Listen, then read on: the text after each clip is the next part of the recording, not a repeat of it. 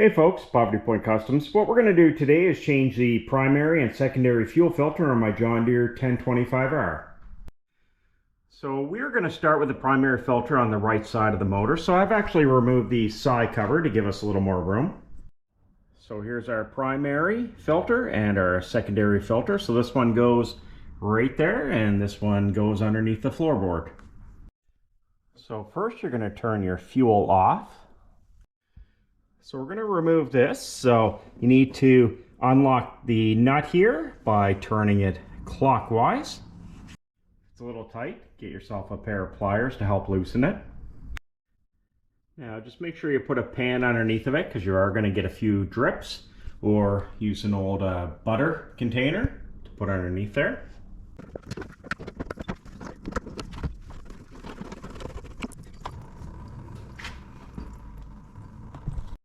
And as you can see, that filter stays on, so just pull it off.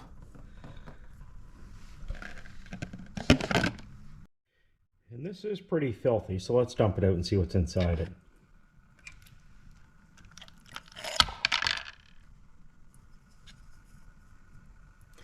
So you're going to clean this out really well as the spring and the red.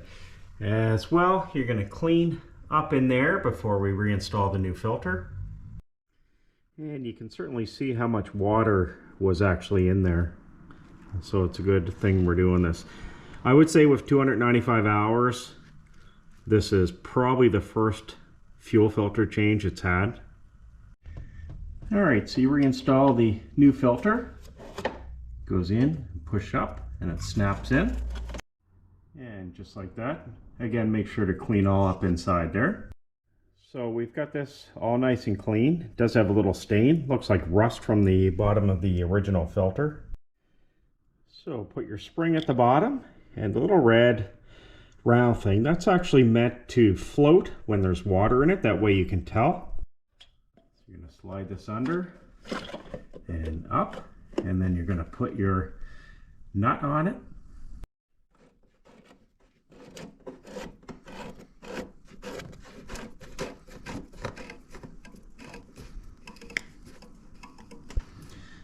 And again, don't over tighten it, but it's got to be on there pretty snug. Turn your fuel back on. Turn your key on, which is going to run your fuel pump and fill up the filter. Do not start it till that's full. And again, check for leaks. And we're going to start it.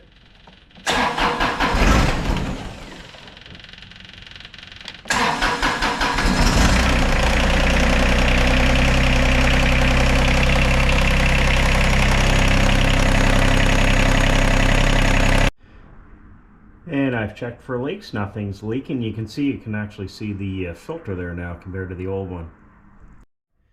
Again, just looking at what came out of there, in here is a ton of water and a little dirt and whatnot.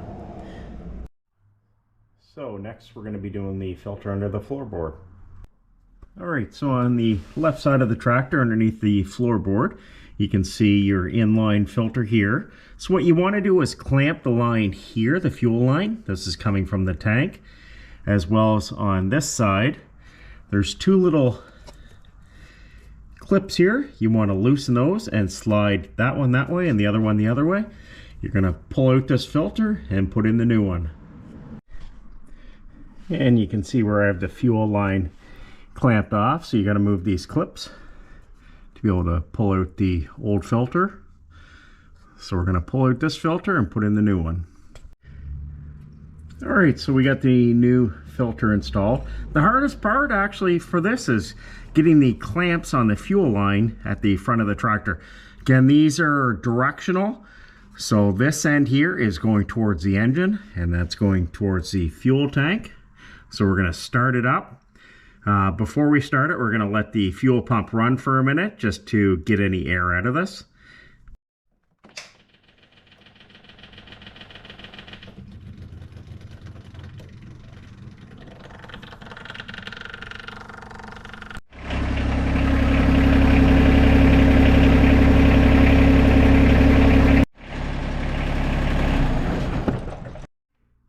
last video I just did the oil change. So every time I do the oil change, I'm going to do my fuel filters too. So that was at 295 hours. So I'm going to throw the side cover back on and we're all done. And this is the floorboard fuel filter I took off. There's actually grass and whatnot in there. So I would say this was half clogged. And again, that one was disgusting, full of water, and the bottom was actually starting to rust. So again, I'm going to do this every oil change too. Like always, I hope you found this video helpful. If you have any suggestions and tips for me, make sure you post them below. And the next video, as soon as the oil comes in, is we're going to do the hydraulic fluids and filters, and then hopefully we'll get some snow so we can start pushing some with this. Anyways, make sure to hit that thumbs up button. If you have any questions or comments, post them below. Thanks for watching.